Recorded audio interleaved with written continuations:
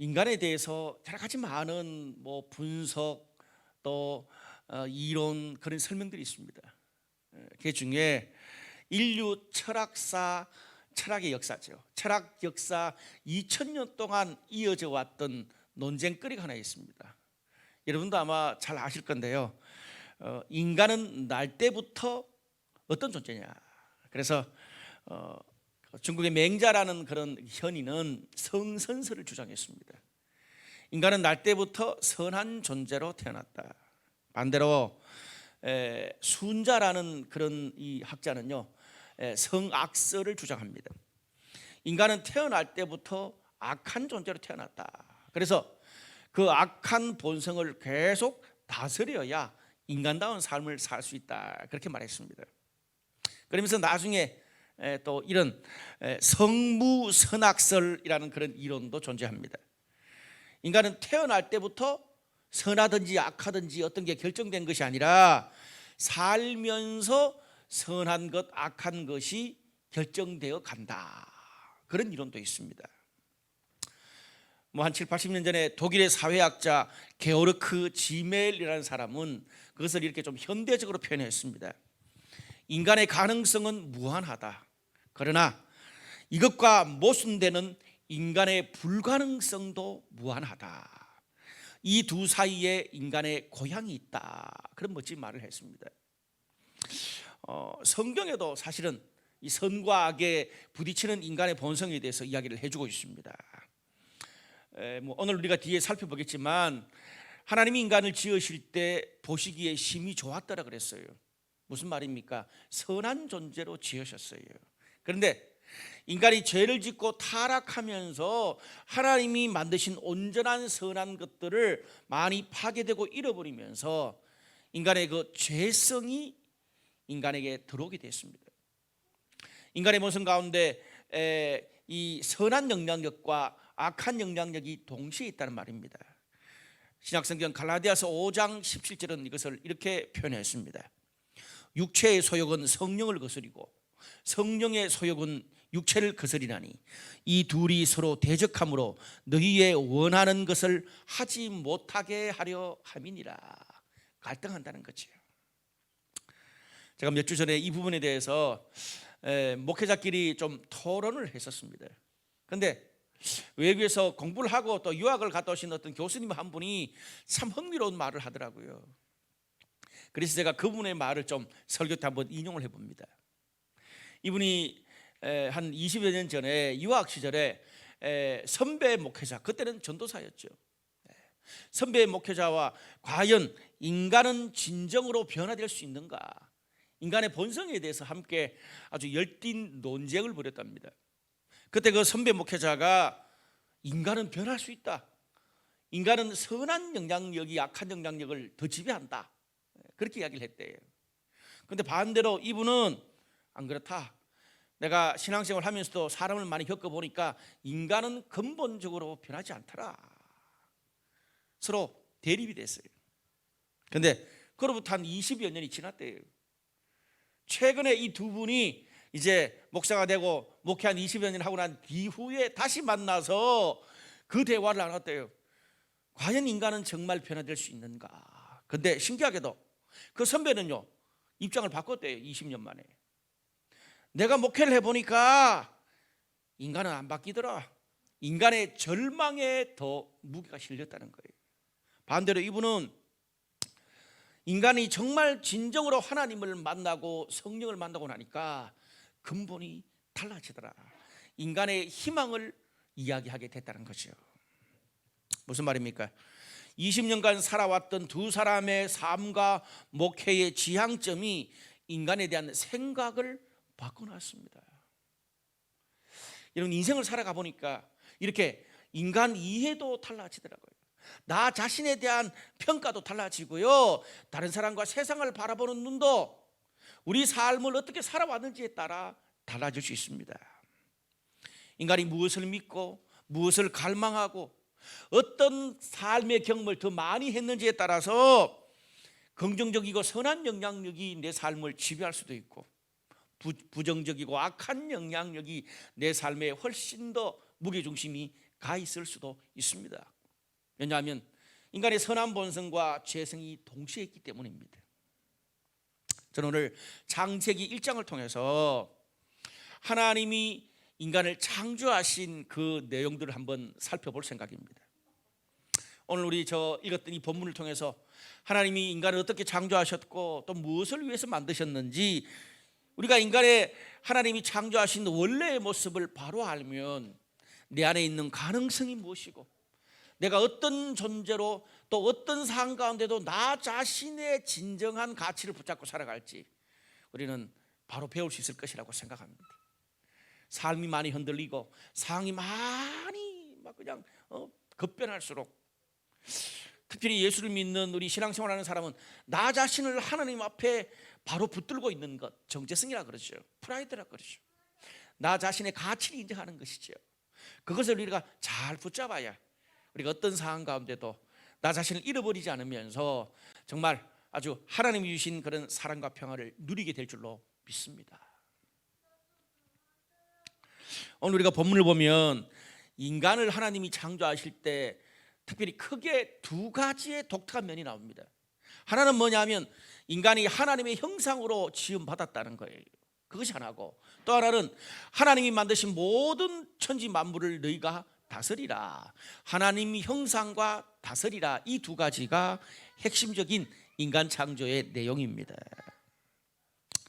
그런데 사실 제가 요즘 굉장히 많이 생각하는 게, 우리가 비대면으로 예배를 좀 드리고 이게 현장에서 예배 드릴 때는 뭐 40분, 50분, 1시간 설교해도 괜찮은데 비대면으로 예배를 드리면은 아무래도 이게 영상으로 계속 쳐다봐야 되니까 부담이 되더라고요. 그래서 그렇게도 설교 시간을 줄이지 않던 제가 올해 들어서 설교 시간을 계속 줄여가고 있습니다. 성도들이 굉장히 좋아해요. 내용보다 시간의 은혜를 받더라고요. 설교를 하는 설교자 입장에서 비대면 그런 예배는 저한테 이런 의미를 주더라고요. 그래서 제가 이 동일 본문으로 천지 만물을 다스리는 다스림의 포커스를 두고 제가 2018년 1월 14일 날 똑같은 본문으로 체인지 메이커라는 설교를 했더라고요. 그 설교는 천지 만물을 다스리는 것, 그리고 창조 질서의 보존과 함께 다스림을 이야기한다, 그렇게 제가 말씀을 드렸습니다.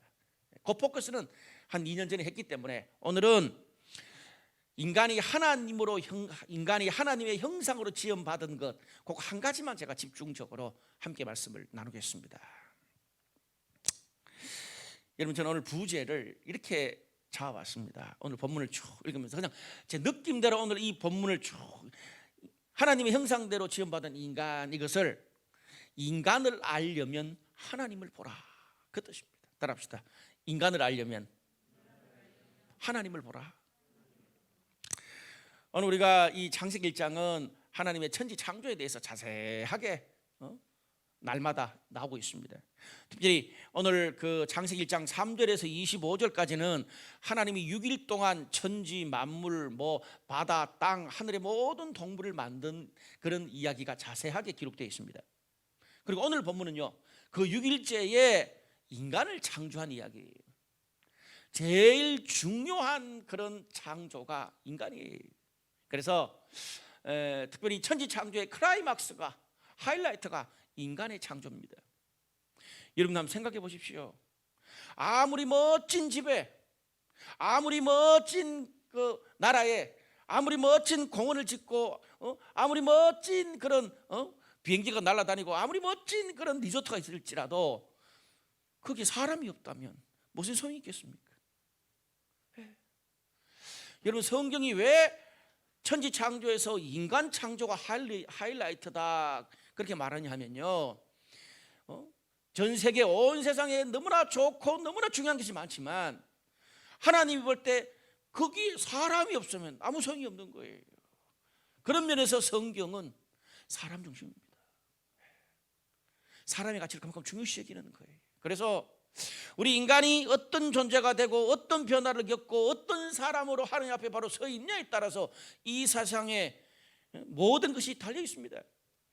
여러분, 우리가 돈을 아무리 많이 벌고 아무리 많은 것을 이루고 아무리 많은 것을 가지고 있으면 뭐예요?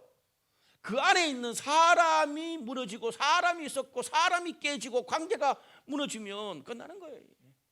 그래서 하나님이 사람을 어떻게 세우는 것을 이렇게 고민하면서 천지창조 마지막 하이라이트에 만드신 것입니다. 그래서 이 자리에 있는 여러분들, 우리 하나님 볼 때 너무나 존귀하고 소중한 사람들이에요. 아멘. 예. 오늘 26절과 27절에 보면 이런 말씀이 있어요. 하나님이 이르시되 우리의 형상을 따라 우리의 모양대로 우리가 사람을 만들고 그들로 바다의 물고기와 하늘의 새와 가축과 온 땅과 땅에 기는 모든 것을 다스리게 하자. 하나님이 자기 형상 곧 하나님의 형상대로 사람을 창조하시되 남자와 여자를 창조하시고. 제가 오늘 뭐 남자와 여자까지는 안 갈게요. 그러면 너무 또 길어져요. 그런데 오늘 이 인간을 창조하신 이 스토리를 볼 때에 그 앞부분에 하나님이 다른 모든 피조물을 만들 때랑 인간을 창조할 때랑 좀 다른 패턴이 나타납니다. 다른 모든 피조물을 창조할 때는 하나님이 가라사대 뭐 궁창이 있어라, 뭐가 있어라 그러면 그대로 됩니다, 이렇게 했어요.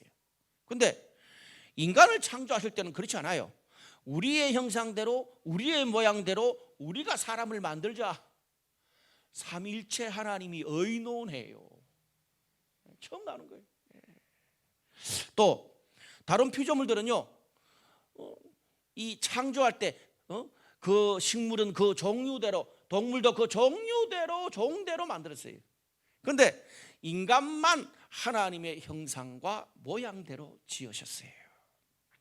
여러분, 인간의 창조에서 성경이 강조하는 것은 심플하게 말하면 딱 하나입니다. 사실 다스리는 것은 그것을 가지고 뭘 하냐 이야기예요.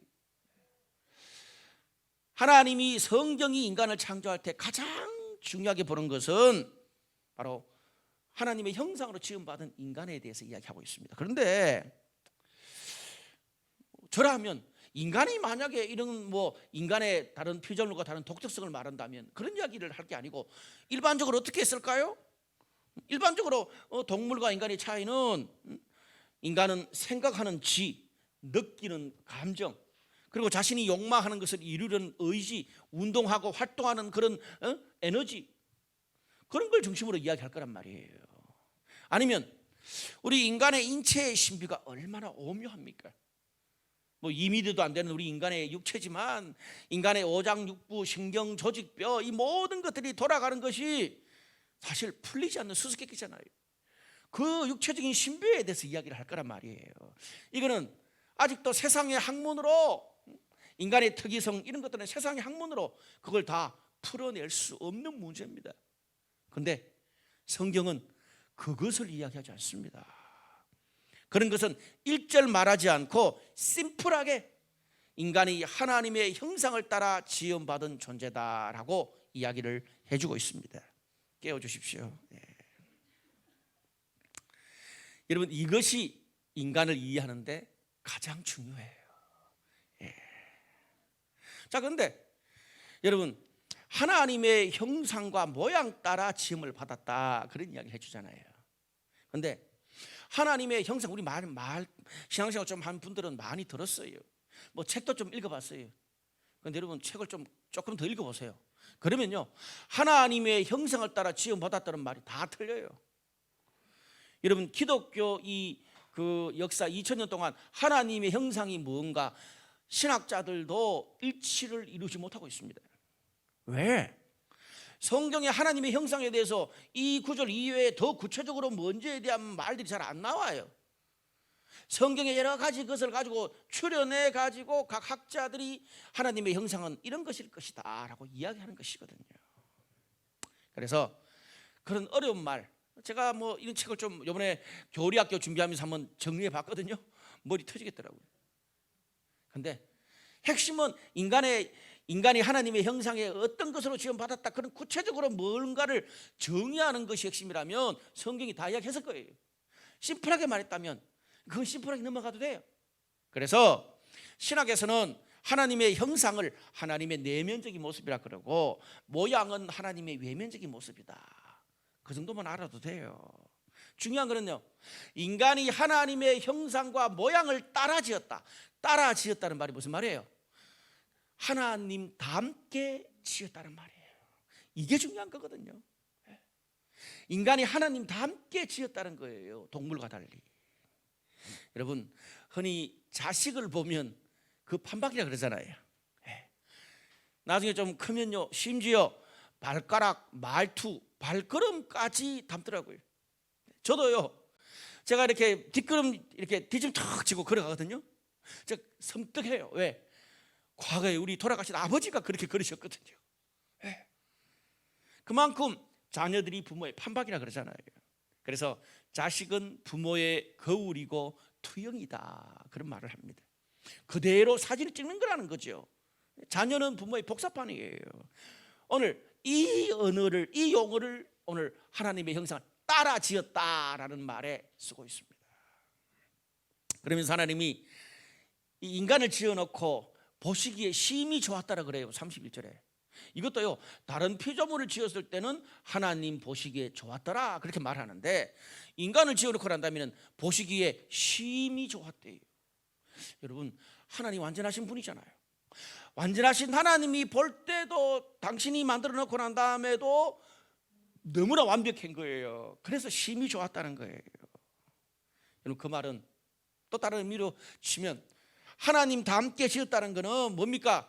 하나님이 자신에 있는 모든 것을 다 쏟아부어서 주신 거예요.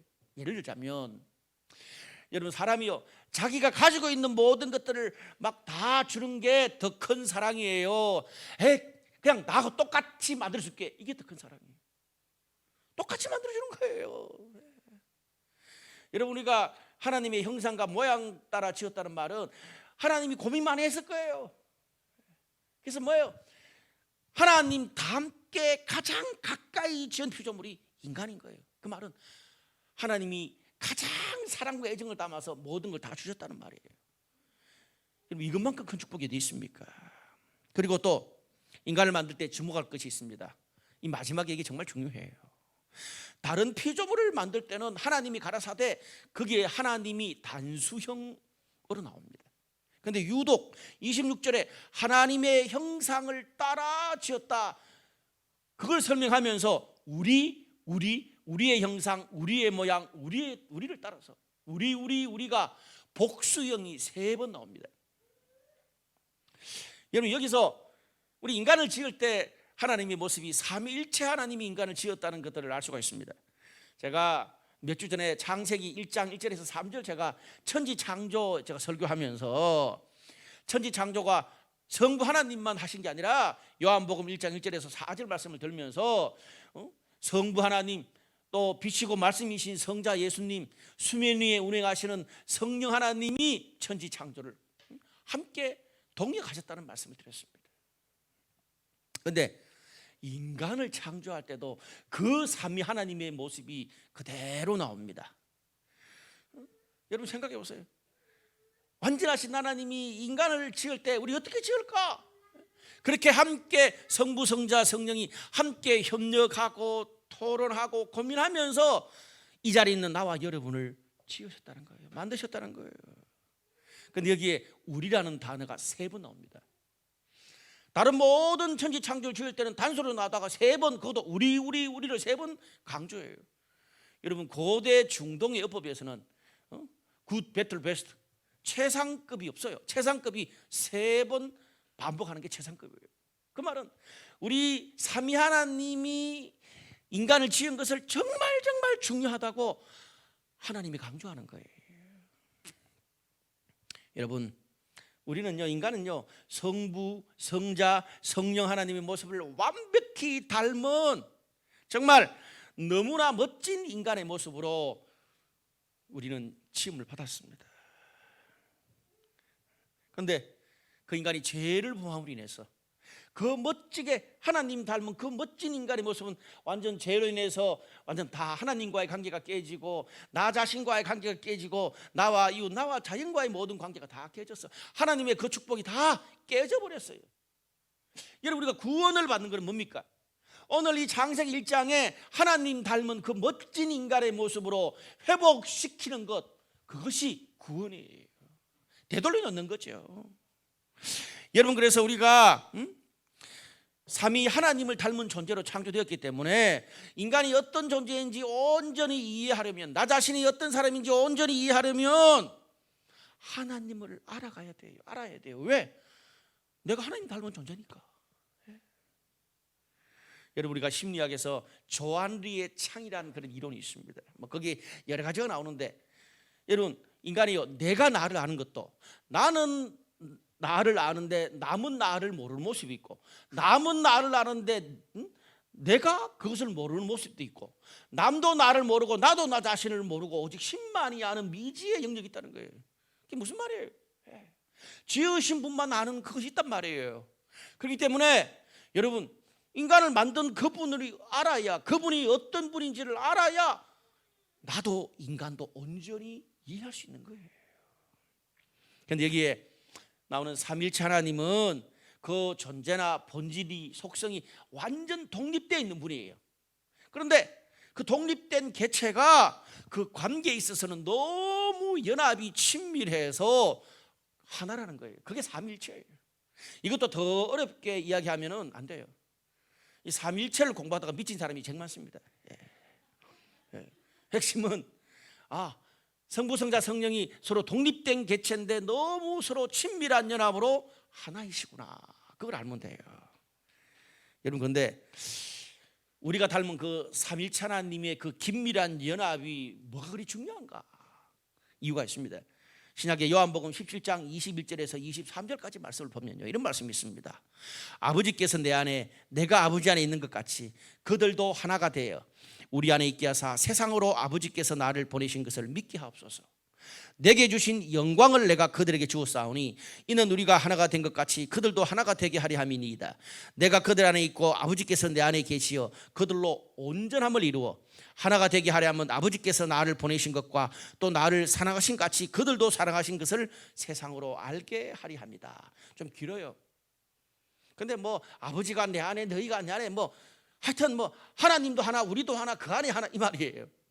근데 그렇게 하신 이유가 네 가지 다른 거 나와요. 그냥 하나님이 단순히 하나, 우리가 하나님과 하나, 이 하나가 포커스가 아니고 그렇게 하나님과 하나가 되는 연합이 주는 특징이 나와요. 이게 뭐냐 하면 하나님의 영광을 주기 위해서. 여러분, 하나님의 영광이 뭡니까? 하나님의 명예와 자랑을 주는 거예요. 또 그런 이유가 뭡니까? 하나님의 사랑을 주는 거예요. 그리고 온전함을 이루는 거예요. 또 하나는 하나님의 뜻을 이루게 하는 거예요. 그래서 예수님이 이 땅에서 삼위 하나님의 연합을 본받아 저희들도 하나가 되게 해달라고 기도한 이유가 이 네 가지 단어 때문에 그래요.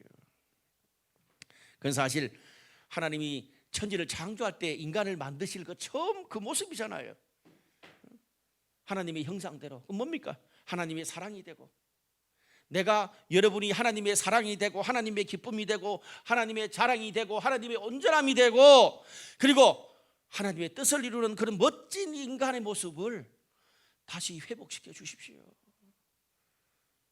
예수님을 믿어서 우리가 죄로 타락한 그 모든 것을 예수를 믿고 다 상쇄하고 용서받고 하나님이 원래 만드신 그 인간의 모습으로 우리들이 예수님을 통해서 변화되게 해 주십시오, 이 기도입니다.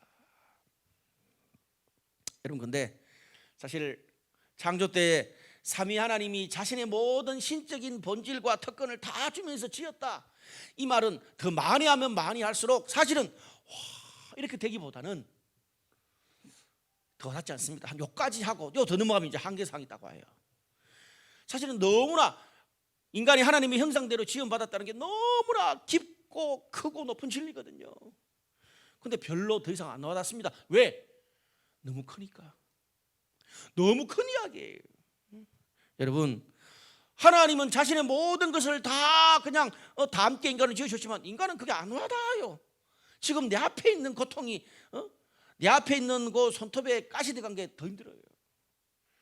여러분, 5살짜리 아이한테 무한대로 쓸 수 있는 신용카드하고 63빌딩 그 소유 계약서를 줬어. 그게 그 5살짜리 아이한테 더 기쁨으로 다가올 것 같아요? 아니면 지금 자기가 진짜 먹고 싶은 사탕하고 장난감 그거 주는 게 더 훨씬 더 그 하나님의 사랑을 느낄 수 있을까요? 후자예요. 아니 나중에 깨닫겠지. 이건 나중이고요. 우리가 그렇다는 말입니다. 여러분, 우리가 구원을 받고 하나님을 알아가고 성경을 읽고 영적인 훈련을 받고 예배를 계속 드려야 되는 이유가 뭡니까? 하나님을 알아갈수록, 성경을 알아갈수록, 신앙생활이 깊어질수록 하나님이 인간에게 주신 축복과 특권이 얼마나 큰 것인지를 점점 더 알아가잖아요. 여러분, 근데 우리가요, 신앙생활을 하면 할수록 사람이 더 좁아터지고, 신앙생활을 하면 할수록 더 안 되는 게 더 많고, 신앙생활을 하면 할수록 더 사람을 판단하는 게 많다면 우리가 하나님을 더 깊이 알아가는 게 아닙니다. 하나님을 알면 알수록 여러분, 내가 어떤 상황에 처하든지 간에 내가 너무나 하나님의 사랑을 받는 자고, 나 자신에 대해서 다른 사람에 대해서 더 넓어지고 더 누릴 수 있는 것이 저는 신앙생활이라고 믿습니다. 제 자신을 돌아보니까 그래요. 저는 뭐 다 과거 좋다 그러는데 저는 과거로 안 돌아가고 싶어요. 그 어떤 것도. 과거보다 지금 제가 과거로 안 돌아가고 싶은 가장 큰 이유는 뭐냐면, 내가 이해하고 내가 깨닫게 된 하나님과 신앙생활이 너무나 축복인데, 과거는 그 이해가 너무 좁다 보니까 나도 다른 사람도 너무 힘들게 못 살게 굴었어요. 저는 오늘 이 시간에 우리 말씀 듣는 저와 여러분, 우리 모두가 하나님의 형상을 따라 지음받은 그 인간으로 우리가 더 깊이 하나님의 사랑의 깊이와 넓이를 누리는 저와 여러분 되시기를 바랍니다. 여러분, 그렇게 우리가 하나님의 사랑을 받고 하나님의 형상으로 지음받고, 그래서 나라는 존재가 얼마나 귀하고 영광스럽고 놀라운 존재인지를 깨닫게 되는 것이 구원이고 우리의 신앙생활의 여정이라고 볼 수 있습니다. 언어로 풀면. 그런데 이런 나의 정체성이 확립되지 않으면, 신앙의 정체성이 확립되지 않으면, 내가 무슨 대학 출신이고 어떤 회사의 연봉이 얼마고 몇 평 아파트에 살고 내 차가 뭐고 얼마나 성공했고 얼마나 실패했고, 그런 우리 인생의 단편적인 몇 가지로 하나님의 사랑을 평가하게 돼요.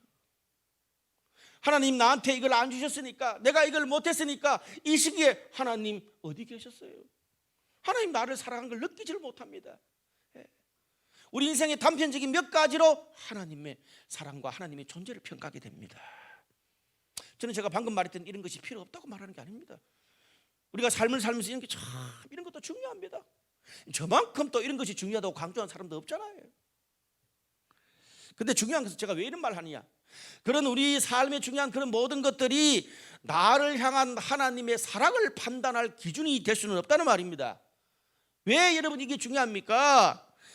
여러분, 하나님이 나를 사랑하시냐 안 사랑하시냐, 하나님의 영광이 뭐냐, 내가 그런 거 물질적인 것과 나의 어떤 소유적인 것들로 그런 하나님의 사랑과 영광을 평가하고 기준으로 삼으니까, 그런 관점으로 나 자신도 내 인생 전체도 그런 단순한 도식 논리로 성공이다 실패다 평가해버리는 거예요.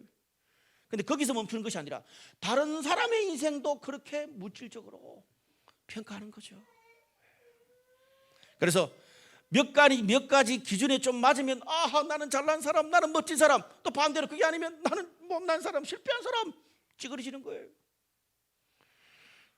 저 사람은 저것 때문에, 저것이 있기 때문에 멋지고, 저 사람은 저것이 없기 때문에 실패한 사람이고 찌질한 사람이고, 인간이 괴로워하고 끝없이 비교하고 공황에 걸리고 죽고 싶은 그런 모든 것이 돌아보니까 내 인생의 가치 판단의 기준에 따라서 비교도 하고 성공했다, 죽고 싶다, 그런 말이 나오더라고요.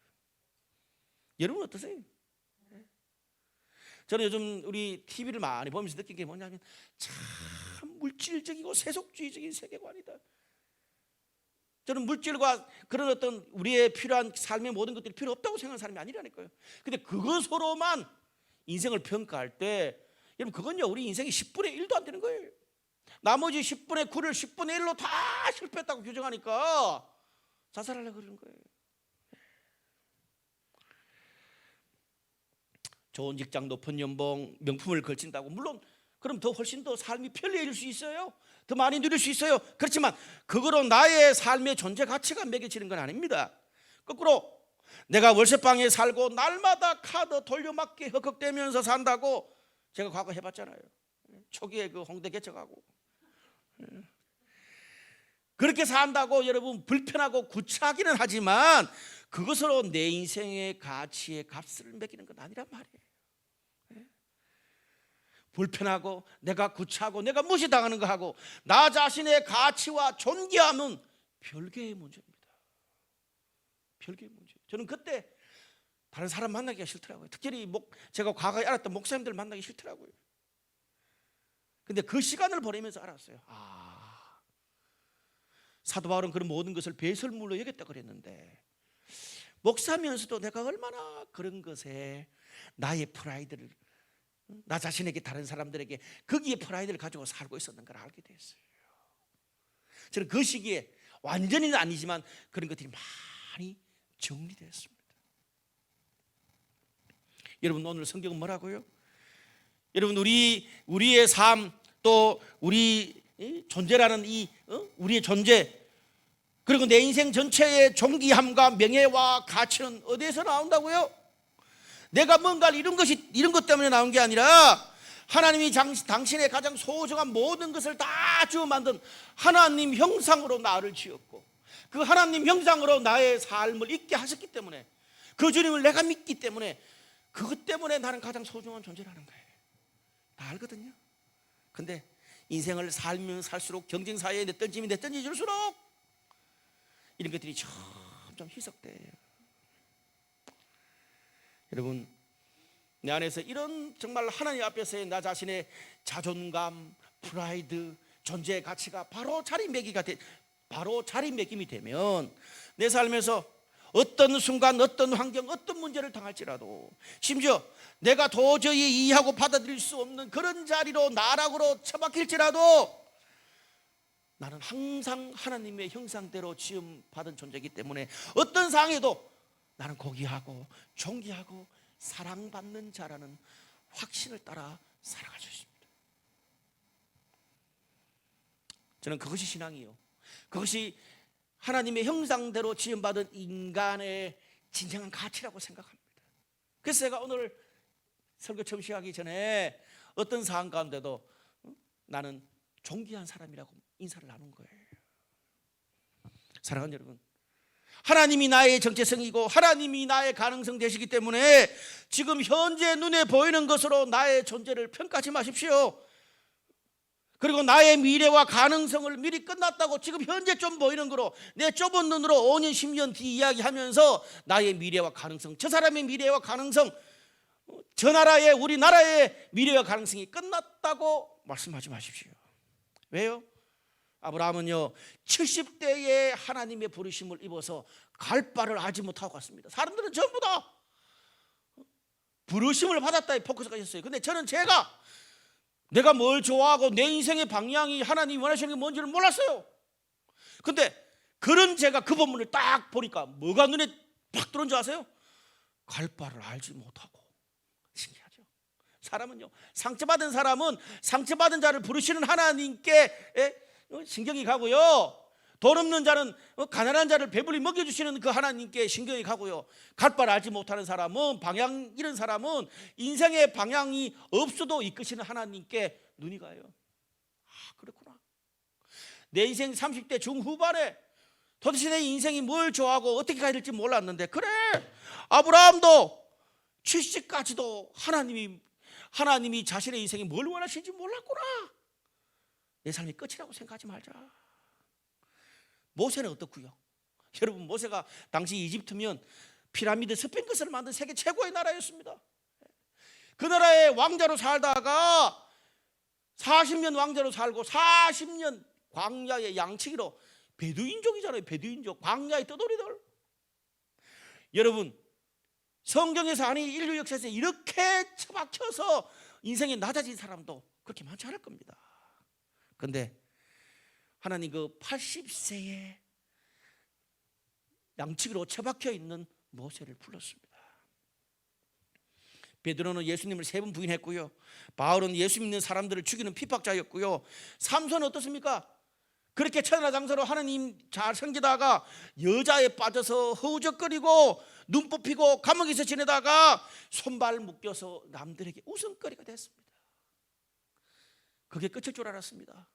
근데 그렇게 죽으면서 하나님께서 마지막으로 삼손을 도와주셔서 그 기둥을 무너뜨려서 거기 있는 대적들이 다 죽었어요. 근데 성경 뭐라 그래요? 천하장사로 하나님께 붙잡혀서 그 블레셋 대적을 죽인 사람보다 눈 뽑히고 그리고 실수해서 그냥 단물 선물 다 먹고 인생 끝이라고 생각할 수 있는 그때 그가 기둥 밀어서 죽인 블레셋의 대적이 더 많았대요. 이런 인생의 역전이 어디 있습니까?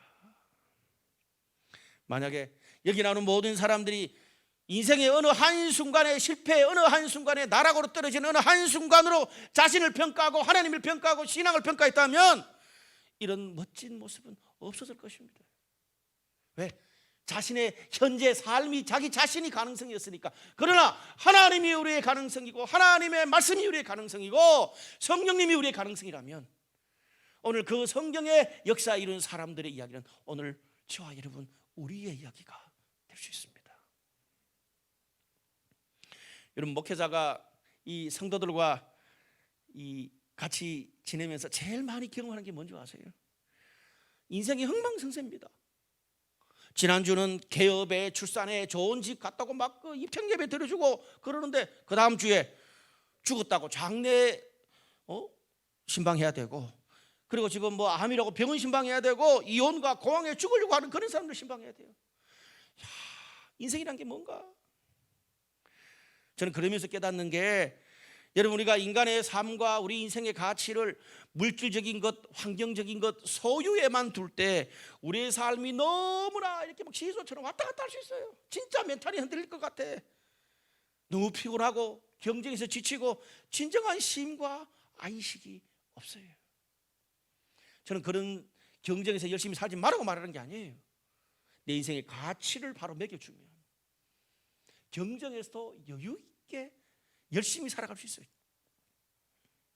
내 삶의 정체성과 프라이드는 계속 반복해서 말씀드리지만 소유와 환경이 있는 것이 아니라 하나님이 나를 사랑하시고 명예롭게 여기는 데 있습니다. 내 인생과 미래의 가능성은 과거와 현재 쭉 살아왔던 그런 내 모습, 내 환경이 아니라 나를 만드신 성부, 성자, 성령의 성부의 창조의 능력, 성자의 말씀의 능력, 성령님의 기름 부으신 능력이 있다면 하나님이 나의 가능성인 줄로 믿습니다.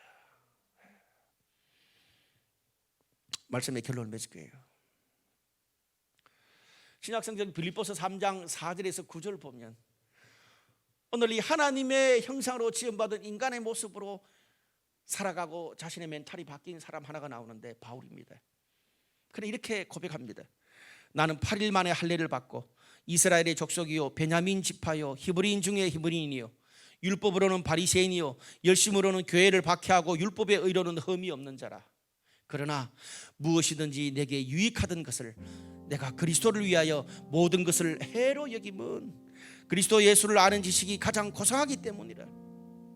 내가 그를 위하여 모든 것을 배설물로 여김은 그리스도를 얻고 그 안에서 발견되려 함이니 내가 이미 얻었다 함도 아니요 온전히 이루었다 함도 아니라 오직 내가 그리스도 예수께 잡힌 바 된 그것을 잡으려고 달려가노라. 여러분 신앙생활 하면서 가장 슬픈 게 뭔 줄 아세요? 우리 성공해야 되잖아요. 우리 잘 살아야 되잖아요. 어제보다는 오늘 내 삶, 내일 미래 더 삶이 더 좋아지기 원하잖아요. 그건 나쁜 거 아니거든요. 잘못된 거 아니거든요. 그런데 그것을 위해서 끌어모으기만 하고 경쟁하고 남을 디디고 이래서야 내가 높아지고 다른 사람의 것을 빼앗아야 그게 내 부가 되는 그런 성공, 그렇게 높아지는 것이라면 세상적인 방법이잖아요. 근데 슬프게도 우리가 신앙의 힘으로도 신앙의 이름으로도 그렇게 끌어모으고 그렇게 높아지는 것이라면 오늘 성경에서 말하는 하나님의 형상으로 지음받은 인간의 모습은 아닙니다. 사랑하는 여러분,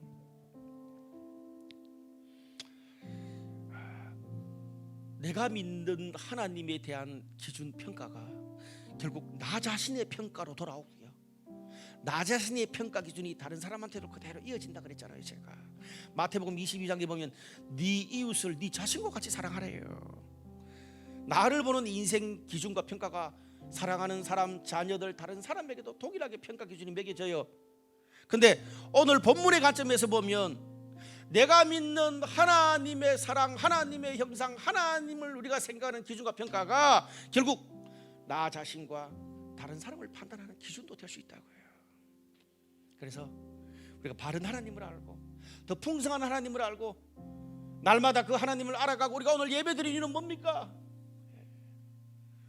오늘 이 말씀을 통해서, 오늘 예배를 통해서 나를 지으신 하나님이 얼마나 나를 소중히 여기시고 얼마나 나를 축복하시고 얼마나 나를 자랑스럽게 여기시고 그리고 또 과거 현재 이제 끝이다 그렇게 생각하는 우리들에게 아니다, 네가 너의 상황이 너의 가능성이 아니라 하나님이 너의 가능성이라는 것을 우리가 다시 말씀으로 리피트 되새기는 거예요.